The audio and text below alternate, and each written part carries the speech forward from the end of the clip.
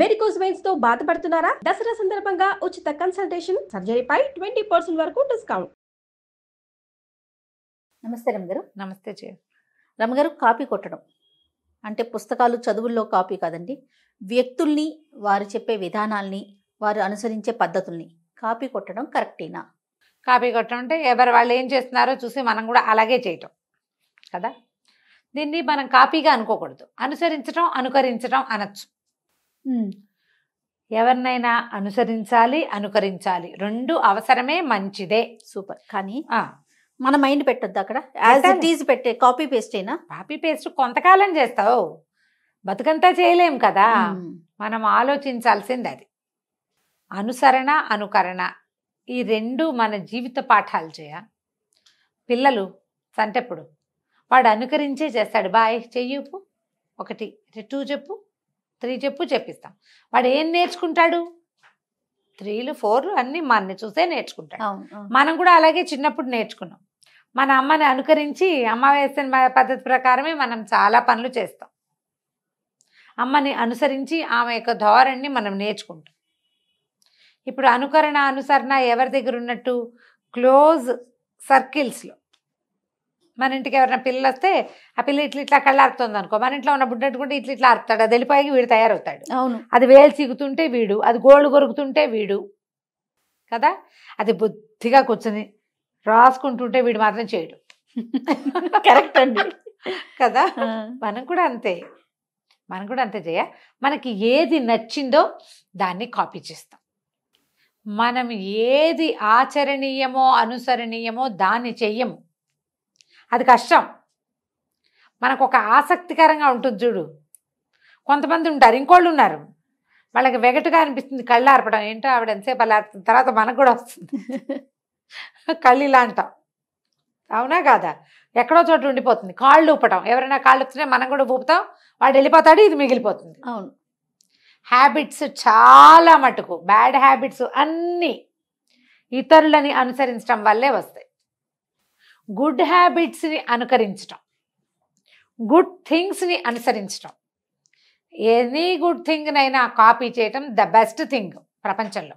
కానీ అది కష్టం. చెయ్యం. కష్టమేమో కానీ చెయ్యం. మీరు అన్న చెయ్యం మనం చేయకుండానే అయిపోతుంది. కాకపోతే ఎప్పుడు కూడా మనం కాపీయింగ్తోనే నేర్చుకుంటాం. మొదలు పెట్టాక మన తరహా అందులోకి ప్రవేశిస్తుంది. ఆటోమేటిక్గా మనదొక ధోరణి ఏర్పరచుకుంటాం. టీచర్లను ఇమిటేట్ చేసే పిల్లలు ఉండరు, 100% ఉంటారండి కదా. అక్కయ్యల్ని ఇమిటేట్ చేసే చెల్లెళ్ళు ఉండరు, అమ్మల్ని ఇమిటేట్ చేసే పిల్లలు ఉండరా? ఉంటారు. ఫ్రెండ్స్ని ఇమిటేట్ చేసే వాళ్ళు ఉంటారు. ఈ ఇమిటేషన్లో మనం సోషల్ మీడియాలో ఇమిటేట్ చేస్తాం, సినిమా హీరోలను ఇమిటేట్ చేస్తాం. అది కొంత ఎక్స్టెంట్ వరకే ఉండాలి. మన బతుకంతా ఇమిటేషన్గానే ఉండకూడదు. నువ్వేదైనా కొత్తది నేర్చుకునేటప్పుడు వాళ్ళలాగా చేస్తూ ఉండు. తర్వాత నీ తరహా నువ్వు ఏర్పరచుకో. అక్కడితో ఆగిపోవద్దంటారు. మన మైండ్ని కూడా పెట్టాలి. మన మైండ్ ఎప్పుడు పెట్టాలి. మనం అనుకరించడం కూడా మైండ్ పెట్టే చేస్తాం. ఇప్పుడు నువ్వు నీలాగా ఇట్లా హెయిర్ స్టైల్ దూకోవాలంటే నీ ఫోటో 4 సార్లు చూడాలి, నేను చూసి దువ్వాలి. అవునా? బాగుందో లేదో, తర్వాత నీ ఫోటో నా అద్దం 2 చూసుకుని బాగుందో లేదో డిసైడ్ చేసుకుంటాం. అప్పుడు ఇలా ఉంటే నాకు బాగోలేదు, ఇలా ఎలాగో ఉంటే బాగుంటుంది అని నాకు అర్థం అవుతుంది. అవును. బ్రెయిన్ వాడితే పాయింట్. అంతే తప్ప ఇందాక నేను అన్నట్లుగా కాపీ పేస్ట్కి అసలు ఒక్కర్లేదు రమ్మగారు. బ్రెయిన్ అక్కర్లా. అదే కదా, బ్రెయిన్, మీ బ్రెయిన్ వాడండి అని చెప్పడం కోసమే ఇంత ఉపోద్ఘాతం చెప్తున్నాం. సొంత బ్రెయిన్ వాడాలి. కాపీ పేస్ట్ చేయడానికి సొంత బ్రెయిన్కి ఏమీ లేదు కదా. కాపీ పేస్ట్ నేర్చుకుంటే చాలు. మనం అవును, తలకాయ ఎలా దూకోవాలో నేర్చుకుంటే చాలు. మీ మొహానికి సూట్ అవుతుందా లేదా అనేది డిసైడ్ ఆన్ యువర్ ఓన్ కదా. You have to decide on your own. ఆ ఓన్ ఎప్పుడు వస్తుంది? నువ్వంటూ ఒకటి ఉంటే అక్కడ, నీ బతుకంతా ఎవరినైనా చూసి చేస్తుంటే కాదు. అప్పుడు అసలు మనకు ఓన్ స్టైల్ ఏది? మన ఓన్ ఐడెంటిటీ ఉండదు కదా. ఉండదు. నువ్వు ఎప్పుడు ఎవరిలాగానో ఉంటూ ఉంటావు. ఎంతసేపు నీలాగా నువ్వు ఉండు. నీలాగా నువ్వు ఉండగలవా అసలు? అది ఆలోచించా. లైఫ్ చేంజింగ్ హ్యాక్స్లో ఇది ఒక పార్ట్. ఎలా రమ్మగారు ప్రాక్టీస్ చేయకపోయినా? ఖచ్చితంగా జయ. మనము ఎప్పుడు కూడా వ్యక్తులు నేను ఇంతే, నాకు ఇలాగే వచ్చు అని చెప్తాం. అవునండి. కానీ నేను ఇంతేనని చెప్పటానికి నోరే తప్ప ఇది ఉందా లేదా? లోపల ఉండాలి. నువ్వు కూడా నీకు ఏదైనా నచ్చితే దానిలాగా చేంజ్ చేస్తావు. అప్పుడు నేనింతే ఎలా కుదిరింది కదా. ఈ విషయాలు వస్తువులు చూసేవి చేసే వేషం వాళ్ళు ఎవరో సినిమా యాక్టర్ ఇమిటేట్ చేయటం లేకపోతే ఓ యూట్యూబ్ స్టార్ని ఇమిటేట్ చేయటం కాదు. నేనేంటి అనేది మొదట తెలుసుకోండి. నీకు అవసరమైనప్పుడు కాపీ చెయ్యి, అక్కర్లేనప్పుడు మానే. కాపీ చేస్తూనే నువ్వు బతకక్కర్లా. అన్నిటికీ అంతే చేయ. అందరూ కొన్ని ఫంక్షన్స్కి వెళ్తామా, నేను చూస్తుంటాను సిస్టర్స్ తోడుకోడళ్ళు వీళ్ళంతా ఒకేలా ఉంటారు. బాగుంటుంది ఏదైనా ఫంక్షన్ అప్పుడు అందరూ ఒకే రకం బట్టలు వేసుకోవటం. ఇప్పుడంతా థీములు కదా. అదే బయట కూడా చేయాలంటే చేస్తారా మీరు? అసలు బాగుంటుందా? బాగుంటుందా? మా ఇంట్లో పిల్లలు ఇద్దరు అక్కా చెల్లి కూడా ఒకే రకం బట్టలు వేస్తే ఒప్పుకునేవారు. ఏంటి బ్యాండ్ మేళంలాగా మేము వేసుకోం అని పోట్లాడేవారు పిల్లలు. బ్యాండ్ మేళం పనికిరాదు వాళ్ళకి. బ్యాండ్ మేళాలు ఇష్టపడరు. బ్యాండ్ మేళం అలాగే కదా, అందరూ ఒకే రకం బట్టలు వేస్తే యూనిఫామ్ కదా. ఆ యూనిఫామ్ ఇలా మా పెళ్లిళ్ళలో వస్తే మా ఆడపిల్లలంతా మా అక్కయ్య పిల్లలు ఎదురు తిరిగారు. బ్యాండ్ మేళం బట్టలు గిట్లు ఇలాంటివి పెట్టకండి ఏంటది అని వాళ్ళు చాలా ఎగనెస్ట్ దానికి. ఎవరి స్టైల్ ప్రకారం వాళ్ళు ఉంటారు. ఏ రంగుకి ఆ రంగు ఉంటే బాగుంటుంది. అన్నీ కలిపి ఒకే రంగు తెల్ల రంగు చేస్తే ఏం బాగుంటుంది? ఇది ఆ వాక్యం వాళ్ళ విన్నా 20 ఏళ్ల క్రితం చెప్తున్నాను నేను. వేరు కలర్స్ బాగుంటాయి, అన్నీ ఒకే రంగు వేసుకుంటే ఏం బాగుంటుంది? పిచ్చిగా బాగోదు. ఏదైనా సరే కొంత ఎక్స్టెంట్ వరకు అనుసరించండి అమ్మా, అనుసరించండి. ఇప్పుడు నేను ఒక విషయం చెప్పాను, నేను చెప్పినట్టు తూచా తప్పకుండా చెయ్యాలనుకోవద్దు. మీకు అది చేతొచ్చేదాకా చెయ్యండి. తర్వాత మీ స్టైల్లో మీరు చేయండి. వంకాయ కూర చూసాం, దీంట్లో చూసేసాం కుక్కరీ షోలో. నేను చెప్పినట్టు చేస్తేనే కుదురుతుందని చెప్తారు పాపం. ఇలాగే చెయ్యాలి, ఖచ్చితంగా ఇలానే చేయాలని చెప్తారు. చెయ్యి. తర్వాత ఇంకా నువ్వు ఎప్పటికీ సొంతంగా ప్రతిసారి అది ఓపెన్ చేస్తావా? బ్రెయిన్ వాడద్దు. బ్రెయిన్ వాడండి. ఐడియాలజీ సొంతంగా చేసుకోండి. మీ సొంత స్టైలు మీ జీవితంలో ఇంకొకళ్ళది అనుబంధం వాళ్ళతో ఉండాలి, అనుకరణ ఉండాలి, వారి ముద్ర ఉండాలి, కానీ వారే మీరుగా మారద్దు. ముద్రలు క్రమంగా పాతబడాలి. మనల్ని చూసి కొంతమంది అనుకరించేలాగా మనం తయారవ్వాలి కదా. అవ్వాలి, లేకపోతే నీది నువ్వే. నిన్నెవరు అనుసరించద్దు, నువ్వెవరిని అనుకరించద్దు. అంతే, నీది నీకే. వంకాయ కూర నేర్చుకున్నారు ఎవరో, అదే వంకాయ కూర నేర్చుకున్నావు, దాన్ని వాళ్ళు జీలకర్ర వేసారు, నువ్వు ధనియాలు చేసి చూడు. వాళ్ళు పల్లీలు వేసారు, నువ్వులు వేసి చూడు. వాళ్ళ పిల్లని వాళ్ళు అదేదో చదివించారు, నువ్వు ఇంకోటిసారి చదివించు. వాళ్ళలాగానే నువ్వు చేయక్కర్లా. అంతే. పోనీ వాళ్ళలాగా మనం చేసినా మీ రకం మీది. ఇలా చూడు, ప్రతిదీ చేయ. ఈ వంకాయ కూరలో నువ్వులా పల్లీలా దగ్గర నుంచి పిల్లాడిని ఇంజనీరింగ్గా ఈసీనా అనేది కూడా కాపీయే. అవును, వాళ్ళ పిల్లాడిని వాళ్ళు ఐఐటి పంపించారు కాబట్టి మన పిల్లాడు వెళ్ళకపోతే కుదరదని. ఎందుకు వీడి శక్తిని అనుసరించి వీడేదో చేస్తాడు కదా. మనం ఆ చిన్న విషయం దగ్గర నుంచి ఈ పెద్ద విషయం దాకా పండక్కి వాళ్ళు 10,000 పెట్టి బట్టలు కొన్నారు కాబట్టి మనం కూడా 10,000 పెట్టి కొనాలి. మన శక్తిని అనుసరించి కొంటాం, మన అవసరాన్ని బట్టి కొంటాం.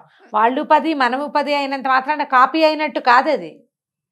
మీ స్టైల్ ప్రకారం మీరు చేయండి. ఆలోచన మార్చుకోండి, చాలా ప్రధానమైనది. ఏంటంటే మనం కొంత మటుకు అనుసరించాలి. మనము అలా గుడ్డిగా అనుసరించవలసింది ఎవరిని? భగవంతుణ్ణి, గురువుని. ఈ 2 గుడ్డిగా అనుసరించాలి. మిగిలిన అందరినీ చూసి బాగుంది, వీళ్ళ పద్ధతి చాలా బాగుంది అని తీసుకోండి సరదాగా. తర్వాత అందులో మీదైన మీ పద్ధతిని చొప్పించుకోండి, ఓన్ చేసుకోండి దాన్ని. వాళ్ళ ఐడియానే ఓన్ చేసుకోవద్దు. ఆ ఓన్ చేసిన దాంట్లో మీ ఓన్ రంగు కొంత వేయండి దానికి. అది మీకు ఎంత సాటిస్ఫాక్షన్ ఇస్తుందో ఒకసారి ఆలోచించండి. సెల్ఫ్ సాటిస్ఫాక్షన్ అనేది ఒకటి ఉందా? ఎవరినైనా ఇమిటేట్ చేయడంలో ఎంత సాటిస్ఫాక్షన్ ఉందో, మీ ఓన్ థింగ్ని దాంట్లో చొప్పించడంలో దానికి 100 రెట్లు సాటిస్ఫాక్షన్ వస్తుంది. నాది గ్యారెంటీ. నిజంగా మీరు ఏదైనా సరే, ఎలాంటి విషయమైనా, ఇప్పుడు అక్కయ్యలు ఏవో వస్తువులు కొనుక్కుంటారు, చాలా బాగున్నాయి అంటారు, బాగుంది అంటుంది. వాళ్ళ ఇంటికి వెళ్ళినప్పుడు చూసాం, నచ్చింది మనం కూడా కొనుక్కున్నాం. అది కాపీ కాదు. వాళ్ళు ఫాలో అయ్యారు, వాళ్ళు చేస్తున్నారు, వాళ్ళ ఇంట్లో చూసాం. ఇవన్నీ కాపీలా అని అనుకోకండి, అవన్నీ కాపీ కాదు. లివింగ్ స్టైల్ వాళ్ళలాగానే మనము జీవించాలన్న భావనతోటి చేసేది మాత్రం ఖచ్చితంగా కాపీయే. వాళ్ళ పద్ధతి, వాళ్ళ పరిస్థితి, వాళ్ళ అవకాశాలు వాళ్ళ ఆలోచనలు వాళ్ళవే.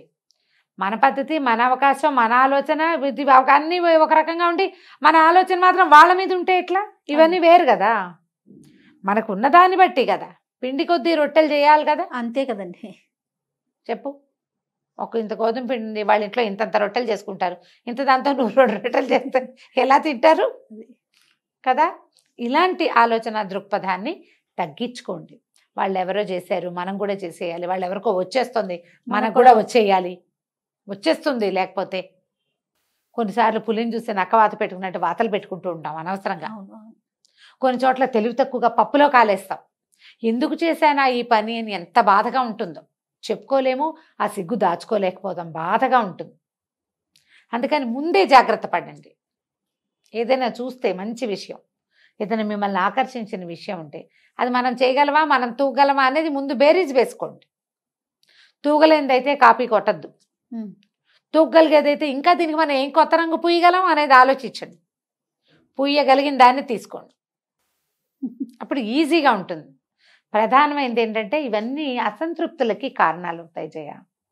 మనం ఈ కాపీయింగ్ మెథడ్స్ ఇలాంటివి ఏంటంటే ఎవరినైనా చూసి వాళ్ళనే అనుసరించి ఉంటే మనకు ఒక లోపల ఆత్మ ఒక ప్రత్యేకత కలిగి ఉంటుంది. ప్రతి జీవాత్మ సెపరేటే. ప్రతివాడి నాలుక, ప్రతివాడి కన్ను, ప్రతివాడి మైండ్ వేరేగా ఉంటాయి. దానిని నీ సొంత ఓన్ థింగ్ని గుర్తుపట్టు మొదట. నువ్వు కొంతవరకే, మనం పెరిగే వరకే మనం ఈ ఫాలోయింగ్ ఉంటుంది మనకి. తర్వాత మిమ్మల్ని మీరు ఫాలో అవ్వండి, గుర్తించాలి. మిమ్మల్ని మీరు గుర్తించే ప్రయత్నం చేయండి. ఇదంతా కూడా మనం భగవంతుడిని గుర్తించే మార్గాలు ఇవి. ముందు మనని మనం గుర్తించుకుంటే అప్పుడు దేవుణ్ణి గుర్తిస్తాం మనం. పూజల దగ్గర నుంచి వాళ్ళు ఎవరో గ్రాండ్గా చేశారు, పలానా రకంగా చేశారు, మనం కూడా చేయాలి. వాళ్ళు అది బాగా చేశారు, మనం కూడా చేయాలి. వాళ్ళు అది ఏదేదో బాగుంది, మనం కూడా చేయాలి. అన్నీ ఇంతే పాపం. అవును, ఓన్గా చేసుకోలేకపోతారు, ఆ పద్ధతిని కూడా ఫాలో అవ్వరు పాపం, తెలుసుకోలేకపోతారు జయ. ఎందుకంటే ఇలా ఆత్మ ప్రచోదనం కుదరదు కదా, కుదరక బాధపడుతూ ఉంటారు. మేము స్టార్ట్ చేసాం, మాకు కుదరలేదు, వాళ్ళకు కుదిరిందంటే వాళ్ళ మీద ఈర్ష్య, అసూయ వస్తాయి. అవును, సెల్ఫ్ డిస్సాటిస్ఫాక్షన్ వస్తుంది. దాని ద్వారా బాధ, ఒత్తిడి, అందులోకి పోవద్దు. కొన్ని కాపీ కొట్టండి. కాపీ కొట్టిన ప్రతి పుస్తకానికి ఒక రంగేయండి కొత్తది. ఆ రంగు మీ సొంత రంగు కావాలి. ఇలా ట్రై చేసి చూడండి, జీవితం ఎంత బాగుంటుందో. రియల్లీ అండి. నమస్తే రమ్య గారు. నమస్తే.